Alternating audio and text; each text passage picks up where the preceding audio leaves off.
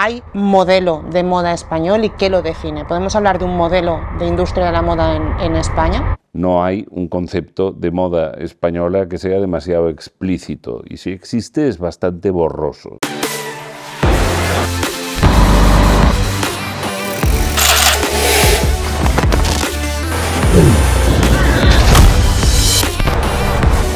Inditex, que se le pudo ocurrir a cualquier empresario italiano o francés, no se les ocurrió. Creo que España a nivel mundial se conoce por calidad, colorido, logística, velocidad. ¿Qué es antes, la revolución industrial o la de los mercaderes? Y hubo que remar mucho para intentar conseguir, bueno, que se nos creyera. Somos fuertes en industria, que no es poco. La moda española es muy camaleónica, ¿no? España en el mundo de la moda yo creo que es sobre todo smart. Entender el fast fashion conceptualmente no es difícil, pero ser capaz de implantarlo en tu casa es infinitamente complicado. Las empresas de moda española creo que son una referencia mundial. Esto es como un niño cuando ve a un futbolista y quiero ser como él, ¿no? ¿Cómo hacemos de la sostenibilidad un producto para todos? Lo que nos falta es la potencia del tamaño. Me encanta que en un negocio tú puedas decir a qué te dedicas en una frase. Pues yo compro y vendo ropa, y ya está. Aquí estamos para hacer felices al consumidor, para ayudarle a expresarse.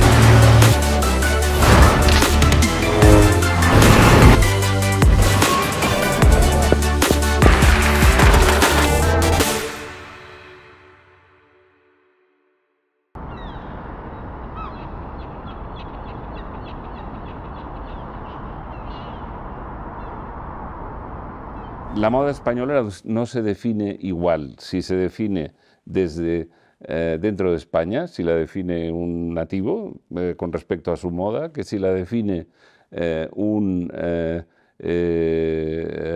forastero, alguien que está en Estados Unidos o en Francia, o la define un profesional del sector versus un consumidor. Cada uno te va a dar una definición diferente.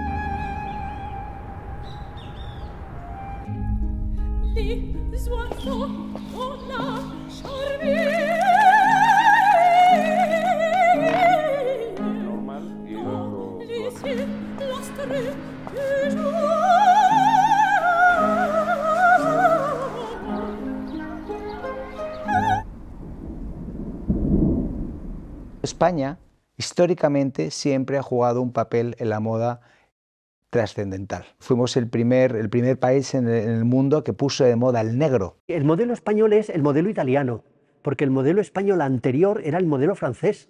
Y cuando aquello se murió, optamos por su sucesión, y su sucesión era el modelo italiano. En el siglo XIX, cuando comienza la revolución industrial, el primer sector que se industrializa en España es el textil. Y se industrializa alrededor de Cataluña. Y se industrializa alrededor de poner la fábrica en el centro y construir lo que se llaman las colonias textiles. En los 60-70 empieza el mismo desarrollo en Galicia. Tenemos ahí dos grandes polos de atracción industrial que lógicamente generan marcas que luego pueden incubarse y crecer. Mi padre, por ejemplo, siempre decía que al río Llobregat se le tendría que haber hecho un homenaje, porque gracias a este río y sus afluentes se crearon toda una serie de colonias textiles que fueron el origen realmente de la pujanza del textil en Cataluña. Cuando se promulgó el acuerdo multifibras con la entrada de China en la Organización Mundial del Trabajo, que además estaba pactada y prevista para el año en el que se produjo, o sea, hubo un periodo relativamente corto de adecuación a eso, pero aquello era imparable. Supuso el principio de la hegemonía del retail sobre la fabricación. La industria, no había lugar para ella, porque en Bruselas se decidió que había que bajar aranceles con países mucho más competitivos en lo nuestro, por tanto ya no hubo ese lugar. Y creo que de ese reto se salió de una manera, creo que adecuada al tiempo. Y se podía hacer porque todos los ingredientes, desde los que producían la tela, los que la teñían, los que hacían el planchado, los que cosían, los que la adornaban y guarnicionaban y todo ese clúster estaba aquí. Y eso es la cadena de valor. Fue la liberación total del sector. Y cuando liberalizas el sector, pues trae consigo que mucha parte pues queda en el camino. También en España era muy cerrado, cuando estábamos nosotros en Galicia Moda era muy cerrado y era todo muy protegido. Cuando se liberaliza cambian las reglas de juego. Cambian las reglas de juego, entra producto fabricado de otros países a otros precios muy distintos. Recuerdo que era un lloro continuo, ¿no? Y una pena que iban desapareciendo empresas porque no podían subsistir. Recuerdo el punto de inflexión que nos hizo tener que cerrar la fabricación aquí en España, me acordaré siempre, 2010, fue cuando un tintorero y acabador de nuestra máxima confianza, una empresa que tenía más de 100 años, que estaba aquí en Turdera, nos dice que o nosotros nos quedamos todo aquello y nosotros lo mantenemos o ellos cierran. Conclusión, que estos señores tuvieron que cerrar. Eso fue un error. La industria cuando cae no se vuelve a recuperar. España hizo lo que pudo hacer, como todos, ¿eh? El azar es muy importante en la vida, pero el cambio de relato, que quiere decir la manera de pensar, que unos cuantos políticos en Bruselas fueran liberales, fue determinante. Cuando llegó tanto la crisis del 68 como la crisis del 73-74, que es la del petróleo, se tambalearon mucho las verdaderas estructuras del poder. Y una de esas consecuencias de ese tambaleo de las estructuras del poder es que lo poco que quedaba de la alta costura española, se deshace como un azucarillo en un café. Se queda un enorme vacío, nos quedamos sin héroes, se mueren los padres, y entonces queda un enorme vacío para que llenen justamente los hijos que estaban allí saltando como si fuesen grillos. En Barcelona, Antonio Miró; en Madrid, Jesús del Pozo, Manuel Piña; y en La Coruña, más que La Coruña, Orense, pero en fin, foco de Galicia, que era Adolfo Domínguez. España se transforma profundamente en los 80. La llegada de marcas internacionales, la apertura, el aumento del nivel de vida hace que realmente tengamos más capacidad, más potencia, más apertura, más ilusión, más ganas de probar, de consumir, de expandirnos. Por otro lado, eso incrementa nuestros costes como país de origen y empezamos a ver eso que viene, que son marcas, en qué consisten, cómo funcionan.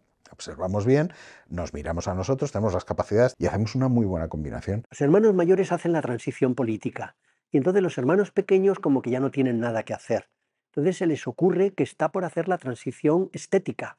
Hay una especie como de entusiasmo colectivo con lo importante que es España en su otro gran ejemplo, que es en el ejemplo de la creatividad. Y un poco casi sin darnos cuenta ni por qué ni quién, nos convertimos realmente otra vez en epicentro del mundo. De hecho, es el momento en que salimos de la época franquista, quieras o no, aquello era una caja muy cerrada, ¿no? O sea, Franco se muere en el 75 y a partir de ahí pues todos nos sentimos que podíamos respirar. En los 80 se produjo una migración, si quieres, desde el mundo del campo y la fábrica al mundo de los servicios. El mundo de los servicios son las tiendas, los trabajos en oficinas, los trabajos en turismo, los trabajos en restauración, etcétera, etcétera, ¿no?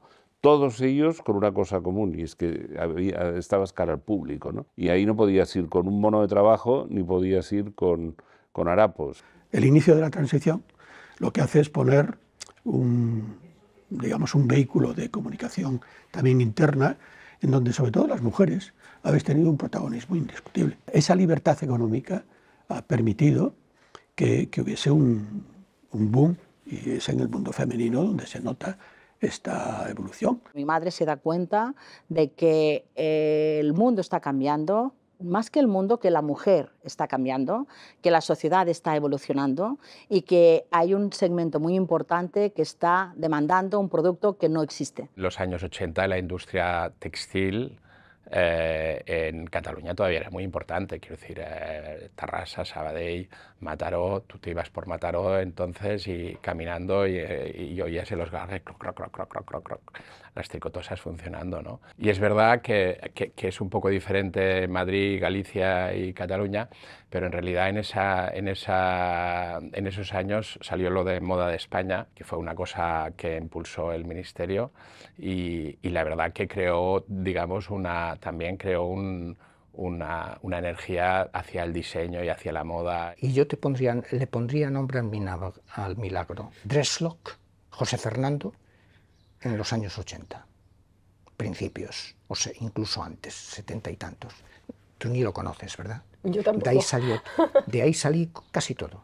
¿Qué es eso? Pues alguien que fue una explosión, alguien de Vigo que tenía 4 o 5 tiendas, puso una fábrica que quebró poco después, pero ese fue el verdadero origen de la explosión, ¿no? De ahí salieron casi todo. Yo creo que es una mezcla de determinación y azar. Determinación la tenía Cataluña. Lo normal es que saliera de allí. Y no salió. Azar. Pero azar se le puede poner en Galicia, azar y 2 o 3 personas que influyeron enormemente en venir sin duda. ¿Qué ocurrió en Galicia en la década de los 80?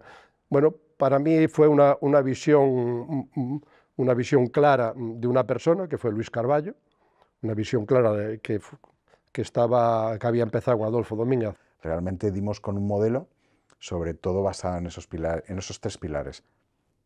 Conocimiento tecnológico y capacitación profesional, vocación universal, vocación internacional y probablemente humildad. Hemos tenido, probablemente el mérito ha sido una capacidad de adaptación muy meritoria, porque bueno, pues de tener una industria muy buena y de muy alto nivel, ahora mismo tenemos una participación en el mercado global muy buena y de muy alto nivel, lo que en otras geografías o en otros orígenes no ha podido suceder o no ha sucedido. Inditex, que se le pudo ocurrir a cualquier empresario italiano o francés, no se les ocurrió. De la misma manera que el prêt-à-porter mató la alta costura, Inditex mató al prêt-à-porter internacional. Eso fue una revolución de una dimensión que probablemente yo creo que todavía necesitamos perspectiva para encontrar. ¿Por qué? Porque esa solución la llevaba buscando toda la industria de la moda. Llevaba buscándola prácticamente desde los años 60. Lógicamente, España se consolidó de la única manera que podía consolidarse, la distribución. Entonces, quiere decir que eso existe. Y es la versión de lo que puede ser. Es que en la vida yo creo que haces lo que puedes. ¿Qué es antes, la revolución industrial o la de los mercaderes? Yo creo que antes la de los mercaderes. Si tú tienes comerciantes que se pasan la vida vendiendo por todo el mundo, acabas tirando de tu propia industria, que no era industria. Pero al final, yo creo que el gran cambio es de decir, transformarnos todos en más mercaderes. Y eso tira de todo.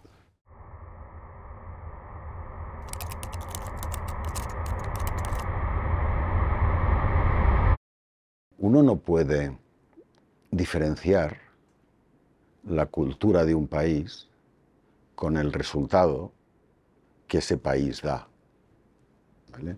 En España tenemos sol, ¿vale? Es un país diverso, pero hay flamenco. La gente es mucho más extrovertida y la moda española pues representa de alguna manera, pues en una parte, la manera de ser de la gente que la crea. Creo que España a nivel mundial se conoce por calidad, colorido, logística, velocidad. Entonces yo creo que España sí es alguien en la moda. Para mí hoy es mucho, más que algo. No era así cuando empecé, porque para los franceses África empezaba en los Pirineos y hubo que remar mucho para intentar conseguir, bueno, que se nos creyera, intentar demostrar que éramos capaces. Quizás la fuerza de España, más que a nivel de marcas como la del lujo de París o de Londres, quizás es el elemento de grandes marcas de distribución. Somos fuertes en industria, que no es poco porque estamos por todas partes en el mundo. Yo diría que es un poco pues la luz que viene del Mediterráneo, ¿no? Es una moda que podrías llamar fácil, que podrías llamar no excesivamente exagerada. Y eso ha sido un poco lo que a mí me ha gustado, la moda democrática. Me encanta estar en un museo, pero me encanta que todo el mundo tenga acceso a mi ropa. España, además, es un país con una calidad de expresión visual y de expresión artística poderosísima.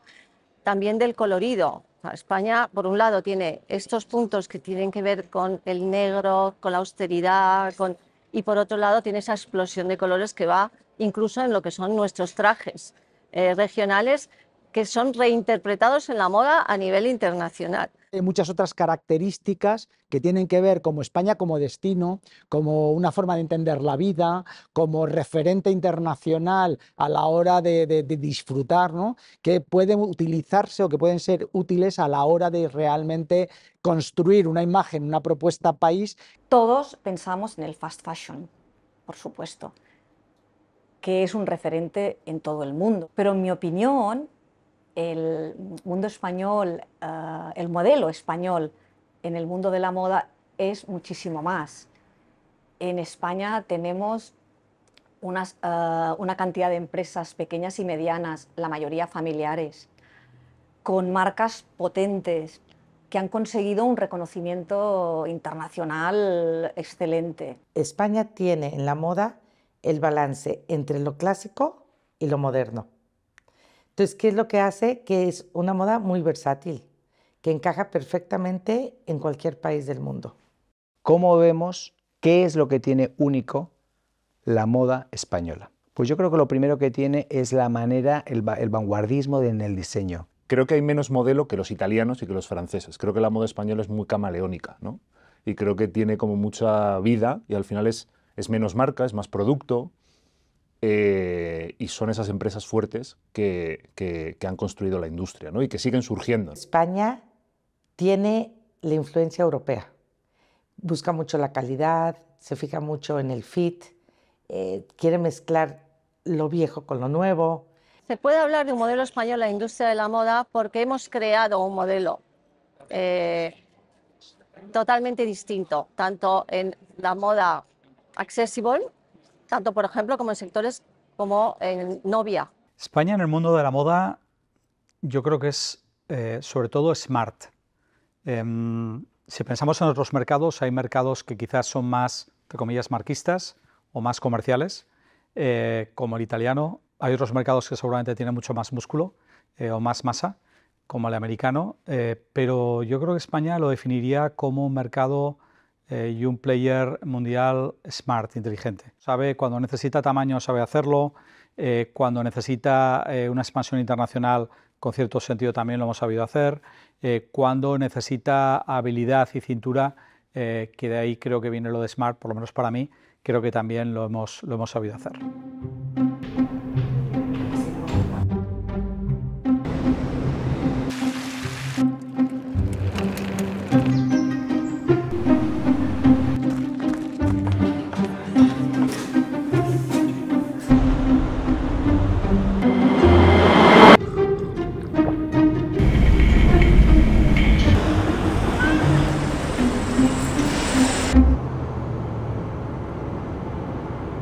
Yo creo que el fast fashion en España sí es un adjetivo a nivel mundial, todo el mundo lo conoce, pero creo que hoy en día, gracias a esa industria de fast fashion que existe en España, muchas otras industrias se han podido desarrollar porque hay mucho talento. El fast fashion es simplemente el tener un sistema, digamos, de producción y logística que haga que puedas responder con mucha rapidez a tendencias muy rápidas del mercado, en tiradas más sencillas, más cortas, más orientadas, y cambiar la producción combinando muchísima logística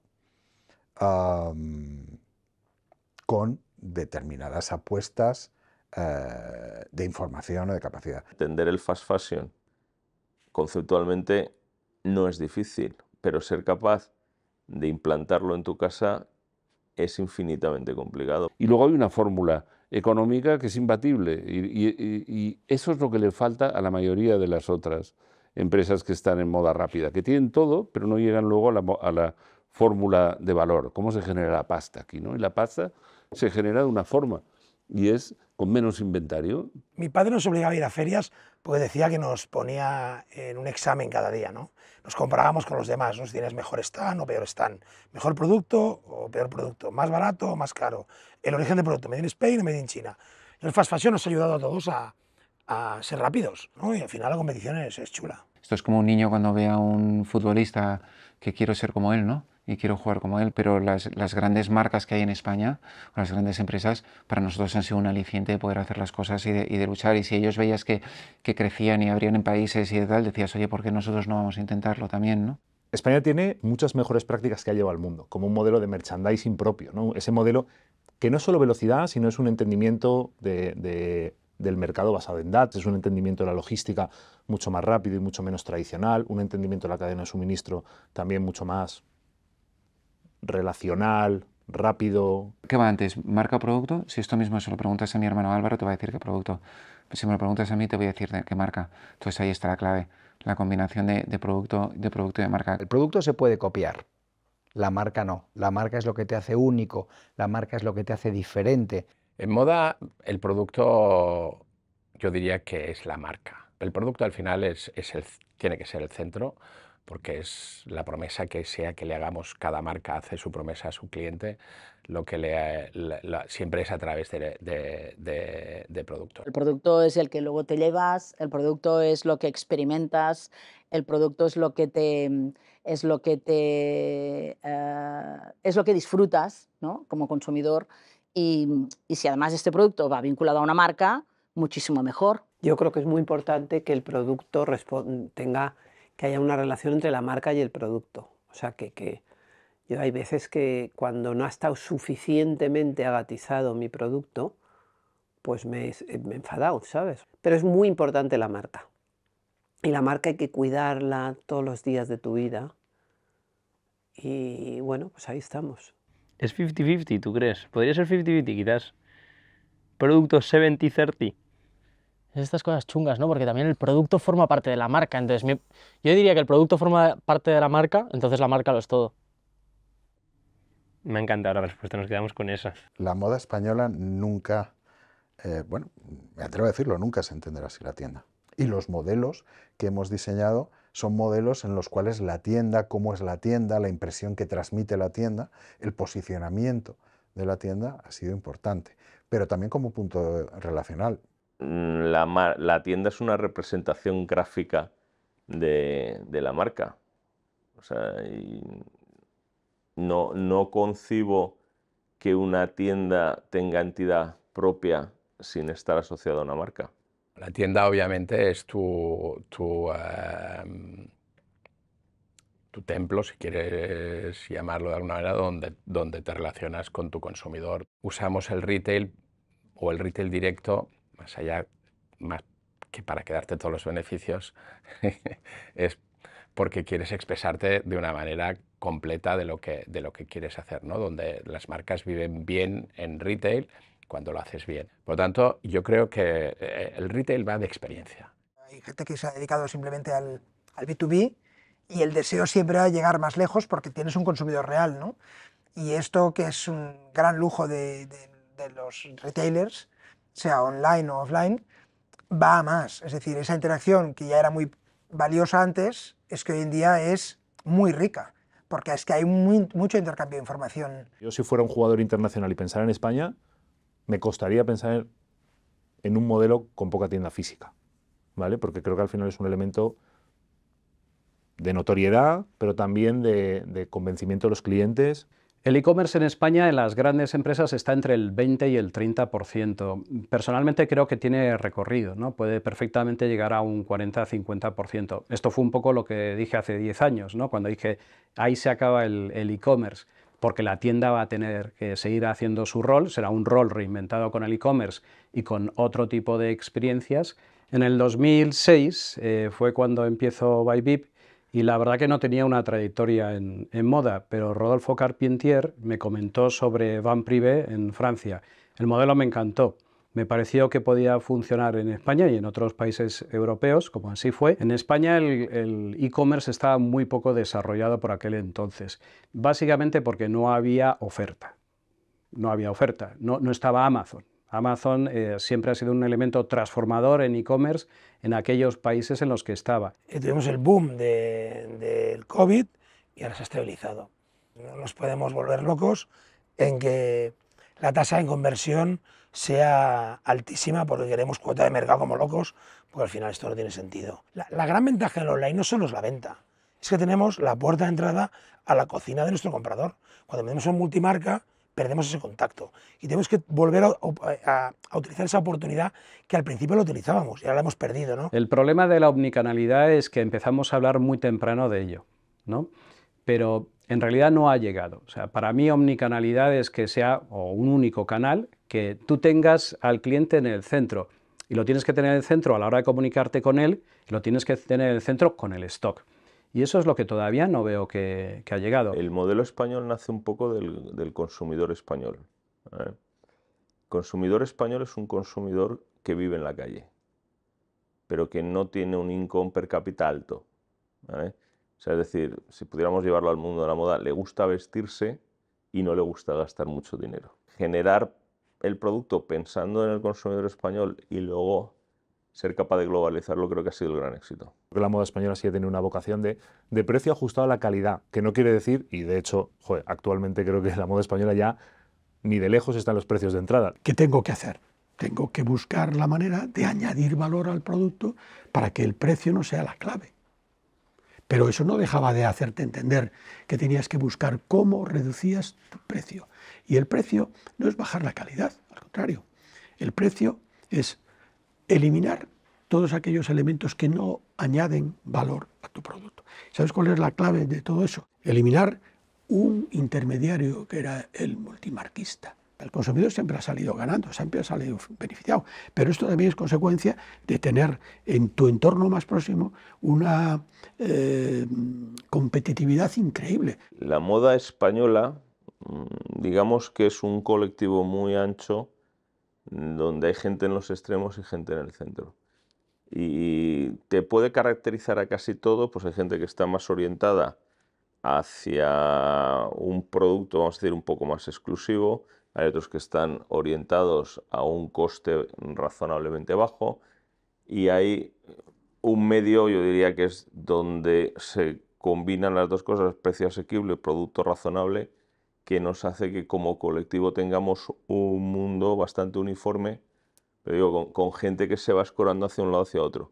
No hemos descubierto la internacionalización, las marcas norteamericanas se expandieron por España, bueno, por todo el mundo, pero en España las vivimos y vimos realmente cuál era su modelo de éxito y probablemente aprendimos mucho. Los franceses en los años 80 y los italianos también hicieron modelos meritorios, pero estaban muy pegados al concepto moda francesa, moda americana, y nosotros hemos hecho una moda para el mundo y del mundo. Hay algunas geografías que quizás también por un tamaño de mercado doméstico no han necesitado imperiosamente tener esa globalidad de gusto y de aceptación, y a lo mejor luego se ven, cuando quieren ser internacionales, se ven un poco más limitadas porque tenían suficiente fuerza en el mercado doméstico, y otras a lo mejor, pero sin duda España ha destacado por viajar bien por el mundo, en diferentes geografías. Si en España quieres triunfar, tienes que pensar, ok, ¿cuántos idiomas hay que tener las etiquetas para vender en toda Europa? ¿En cuántas monedas se tiene que vender? ¿Cómo son los impuestos?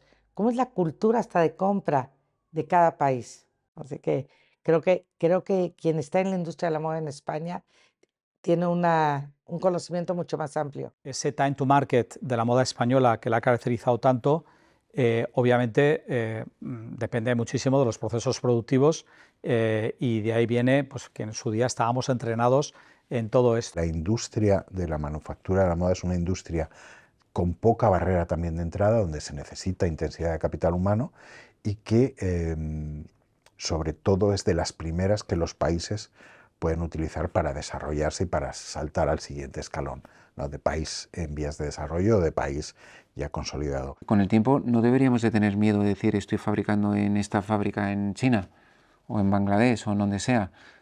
Pero creo que tenemos que tener el discurso de estoy fabricando aquí, pero estoy generando valor en este país. Pero yo creo que tenemos que ver, por otro lado, todo el valor que genera el sector moda o textil en España, tanto en España como en determinados países. Y eso creo que muchas veces no se está viendo, ¿eh? y creo que es un problema de que lo estamos contando mal. Tenemos claro que la política del gobierno chino, el gobierno vietnamita, o las huelgas, o lo que pasó en Bangladesh en su día, nos influye mucho, ¿no? Tenemos que tener una división de producción, un pool de producción en diferentes países para no correr un riesgo innecesario, porque al final podemos facturar menos, pero tenemos que facturar. Podemos no ganar, porque estamos dispuestos a no ganar un año por crisis, pero debemos de seguir funcionando. Al final, la rueda del molino de una compañía debe funcionar cada día. Nosotros también tenemos la suerte de que estamos al lado de Portugal. Y en Portugal la industria de la moda, la industria textil, ha sido siempre muy importante. Vinculada, precisamente, eran los productores de los países nórdicos, ¿vale? En un momento determinado ese mercado lo pierden. Y nosotros que estamos al lado, nos hacemos con esa industria y les exigimos, como no puede ser de otra manera, que sean mejores, que sean más coherentes, que sean más ajustados de precio, en fin, todo lo que tiene que hacerse para ganar calidad y no aumentar los costes. Cada vez va a haber una vocación de adaptar más o de conseguir que la oferta y la demanda estén más cercanas. Yo creo que este sector, otra vez, por los largos lead times, por el cambio, la vocación de traer novedad permanente al mercado, pues hace que se esté produciendo mucho de forma lejana y eso está produciendo ineficiencias en el consumo, ¿no? y en el impacto que esto tiene en el medio ambiente. La moda española tiene un método propio de gestión, ¿no? Que creo que es bastante distintivo y que creo que la diferencia. Y que es justo lo que todos esos españoles que están yendo por el mundo, lo que, bueno, los que los fichan entiendo que tratan de exportar de España.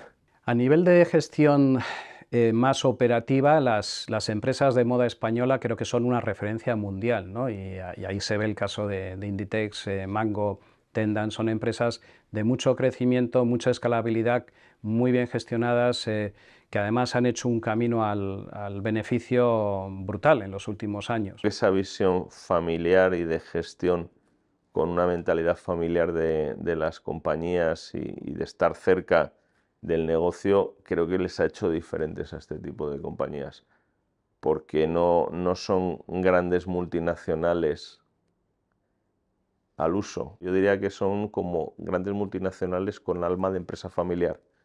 Y yo creo que esa dicotomía bien gestionada les ha hecho diferentes, les ha hecho únicas, les ha hecho triunfar. Quizás el gran reto de las sucesiones es cómo renuevas y regeneras anclado a lo que te hizo ser exitoso, ¿no? Porque es un punto de que es como tener un ancla hacia el pasado y lanzarte hacia el futuro. Es un equilibrio que no es fácil de declinar. ¿Qué características tenía muchos directivos españoles fuera? Más creativos, igual de competentes, en general sabiendo jugar con sentido del humor en situaciones críticas, cosa que a los nórdicos les costaba un poquito más, esa buena composición de mano derecha a mano izquierda, y flexibles y con menos ego. Sí. Quizá nos ha faltado ser menos humildes. Se ha pasado de estructuras familiares a estructuras ya con una gobernanza, con unos consejos de administración, unas comisiones delegadas, unas aperturas de capital a grandes private equity. Todo eso hace, o unas preparaciones para ser IPO compliant, que hace que yo no creo que se pierda la esencia. Al revés, yo creo que hace que se salven estas empresas y que perduren, que es lo que hemos visto en otros países.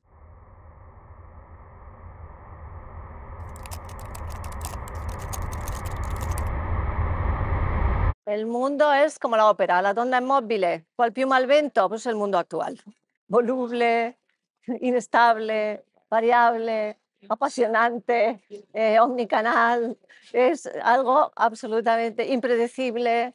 Hemos pasado de un tempo pues, más o menos predecible a un fortísimo, continuo. Siempre están sucediendo cosas, parece la música dodecafónica, pero tiene su cierta melodía. Tienes un poco como esa sensación de que de repente se te puede romper el mecano y se te cae todo, ¿no? Es decir, hay una nueva certidumbre, una nueva normalidad que es muy variable. Los ciclos de los progresos tecnológicos, la adopción de nuevas cosas como la inteligencia artificial, estamos viendo que todo se acorta muchísimo, con lo cual yo creo que dentro de poco dejaremos de hablar de incertidumbre y estaremos acostumbrados a una cosa que tenía un ritmo diferente. Las personas ahora mismo no consideran la moda como su referente principal. Antes sus recursos se iban destinados a invertir en moda.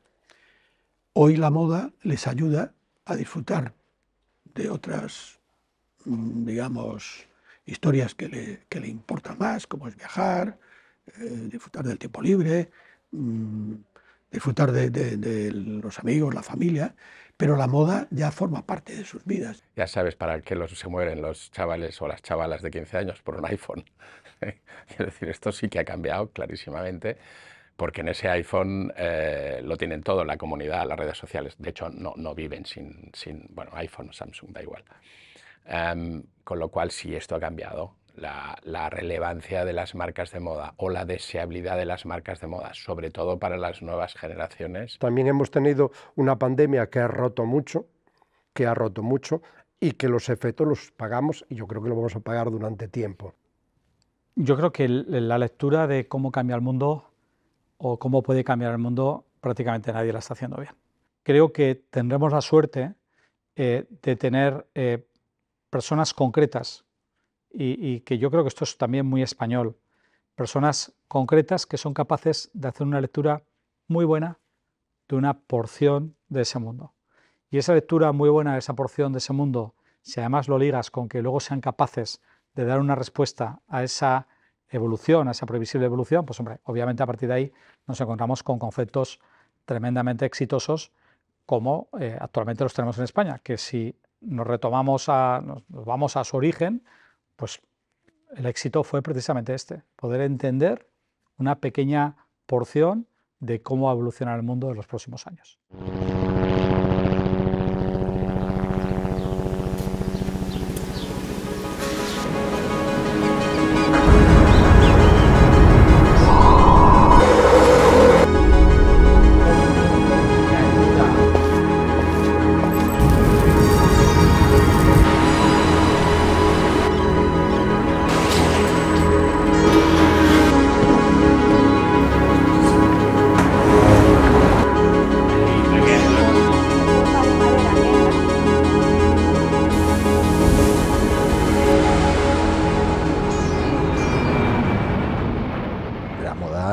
Española tiene que ser consciente de que lo mismo que impactó y aprendió, pues hay otras modas que también están impactando y están aprendiendo de ese mundo. O sea, si pensábamos que no iban a aprender, la competencia es así. Si a nosotros nos ha ido bien, siempre tenemos que estar dispuestos a seguir adaptándonos. Es muy diferente tener a una empresa textil que adopta la tecnología como elemento competitivo, como puede ser Mango, o puede ser Inditex, o puede ser cualquiera, a tener una tecnológica que decide que el vertical en el que se va a meter para ganar más dinero, para integrarse verticalmente, es el textil.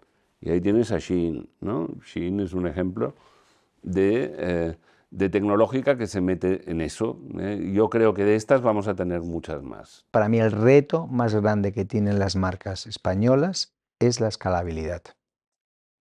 Tener un gran equipo personal, un gran equipo en España y ver cómo lo podemos tener también en el exterior y cómo podemos hacer para que nuestras marcas estén presentes en el mundo. Ya llegando al nivel de pymes, creo que hay un problema de escalabilidad.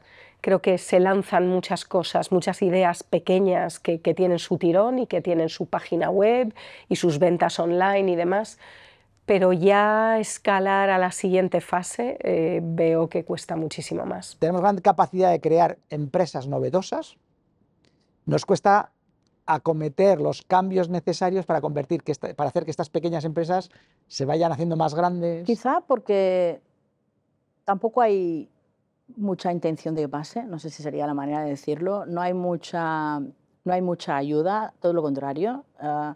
Yo creo que hay que ser un poco quizá irresponsable o loco para lanzarte a una gran aventura como la que estamos, ¿no? Nosotros, ¿no? Mi madre también se decía hay que tener un grado de locura. El tamaño se resuelve con mentalidad, pero está fallando la mentalidad. de los propietarios. No es un tema exclusivo de la moda y está yo creo que está muy relacionado con el nivel de complejidad que va adquiriendo una compañía a medida que coge tamaño. Y hay un salto que es inevitable si quieres tener tamaño, y que este es el que lo hace especialmente difícil, que es cuando tienes que salir fuera, cuando pasas a exportar, ¿no? El otro es que una compañía que coge tamaño pues se vuelve más compleja desde el punto de vista de recursos humanos, de crear equipos, crear una cultura, crear una manera de hacer, que bueno, pues hay gente que a lo mejor es muy buena en una cosa, pero para crear una compañía grande y una marca global, pues tienes que ser bueno en todo, ¿no? Entonces, pues allí pues llegan menos y también hay menos espacio. Ese salto a llegar al siguiente nivel, en mi opinión, es posible darlo si eres capaz de salir fuera de España e internacionalizarte. Porque si no, yo, en mi opinión, creo que el mercado español, y solo en España, creo que es muy pequeño para convertirte en una marca generalista del tamaño de algunos referentes en España. Si tú inventas un iPhone, puedes escalarte a una velocidad tremenda. En el mundo de la moda se podía escalar uno mejor en los años 80 que hoy. Hoy es muy competitivo. Lo que nos falta es la potencia del tamaño. La potencia del tamaño para ser más visibles globalmente. Nunca hay un exceso de marcas y nunca hay un exceso de compañías. Lo que sí tenemos un exceso es de minifundismo y que posiblemente el sector en algún momento entrará en un proceso de consolidación y eso ayudará a tener más recursos, ser industrialmente más potentes y tener muchas más marcas globales. Nuestras empresas van mejor comparativamente con las del resto del mundo, con lo cual creo que cada vez más emprendedores van a ver una oportunidad de ponerle el turbo. Vamos a ver muchas empresas españolas o varias pasando del billón, ¿no? O pasando de los 2.000 millones del billón americano, ¿no? De euros, o de los 2.000 millones de euros en ventas. Creo que ese es un gran desafío. Y creo que sí es un desafío relevante, porque al final va a definir el futuro de la industria. Esto no está escrita, ¿eh? Ni estaba escrita para Galicia, ni estaba escrita para Cataluña, y mucho menos España dentro de no. O sea, hay que encontrar el hueco y seguirlo. La moda excesiva en el consumo, la moda contaminante, es el lado, la cara B de toda esta historia magnífica. Y eso es lo que, obviamente, en todo esto estamos trabajando todos para que no sea así. Yo no creo en la sostenibilidad como una herramienta de marketing, sino como una necesidad para tener una compañía, por ejemplo, para los próximos 30, 40, 50 años, ¿no? Cuando mis hijos preguntan qué era el B Corp o qué era la sostenibilidad, a la directora de sostenibilidad la respuesta fue: tu padre construyó una compañía para que la podáis disfrutar. Pues de esto va. Entonces los movimientos sociales, el movimiento hippie o el movimiento heavy, o cuando se el movimiento mod en una época, ¿no? Pues ahora tenemos el de sostenibilidad y viene para quedarse. El mundo se ha hecho consciente de la huella que tiene producir mucho y producir, o que haya un consumo tan desaforado de prendas, y que además sean prendas que están pensadas para no durar. Sería necesario cambiar, pero para cambiar el primer punto es quererlo cambiar, y quererlo cambiar es complicado, porque es cambiar un modelo de negocio que está instaurado. El culpable de todo es el consumidor, sin ninguna duda, ¿no? Parece imposible educarle. El mundo tiene tendencia a la expansión y a cada vez hacer más de cosas, ¿no? Y a querer más cosas. Al final la industria responde a una demanda, ¿no? Estamos, digamos, en Occidente especialmente, en los países desarrollados, yo creo que hay un hiperconsumo que tiene que llevar a la reflexión. El cambio va a venir realmente de cómo pronosticamos las ventas, cómo pronosticamos el sobrante. Yo creo que las emociones, la moda va a existir mientras que haya emociones, la moda va a existir mientras que nosotros nos queramos sentir bien, nuestros cuerpos cambian, nuestras necesidades cambian, nuestra manera de vivir cambia. Entonces creo que comprarse ropa va a ser algo normal y va a continuar.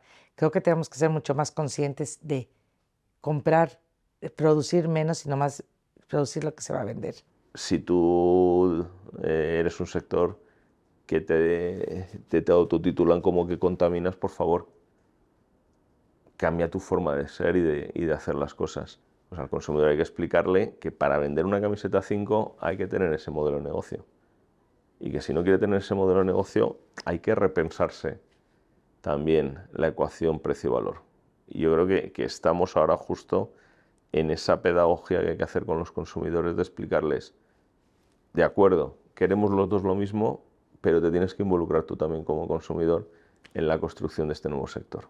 Son transformaciones muy importantes que la empresa, la mayoría de la empresa española no está preparada para ello y no tiene dimensión para poder acometer eso. El mayor reto es el tema del coste de la sostenibilidad.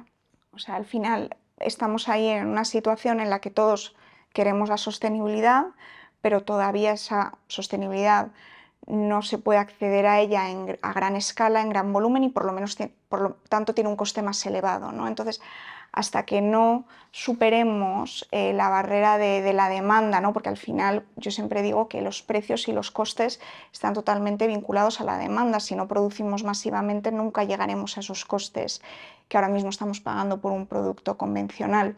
Entonces ahí ese impasse va a ser complejo porque la industria de la moda y las marcas españolas siempre se han caracterizado por ser muy inclusivas y muy accesibles para todos a nivel universal. Entonces, a día de hoy, pues la sostenibilidad todavía es un poco nicho y por lo tanto es la mayor barrera, ¿no? ¿Cómo hacemos de la sostenibilidad un producto para todos, alineado en costes, tiempos, precio? El ser humano siempre encontró soluciones tecnológicas que nos trajeron hasta aquí. Yo tengo confianza en absoluta en el ser humano capaz de inventar. Decir que el volumen es incompatible con la sostenibilidad es como decir que es mejor cortarse el pelo para consumir menos agua. O sea, realmente el problema no está en el volumen, el problema está en la forma de diseñar. Deberíamos, desde el momento de la concepción, pensar si este producto se va a biodegradar o se va a poder reciclar y en qué se va a poder reciclar. Hay cosas que son empujadas por el consumidor, hay otras que son empujadas por pensadores, por gente que cree en ello. Por ejemplo, Steve Jobs nunca le preguntó a ningún focus group si querían o no querían lo que él quería proponer. Entonces yo creo que muchas veces las marcas, las industrias, lo que hacen es crear nuevos mercados y atender sensibilidades que a lo mejor no estaban ahí porque eran desconocedoras.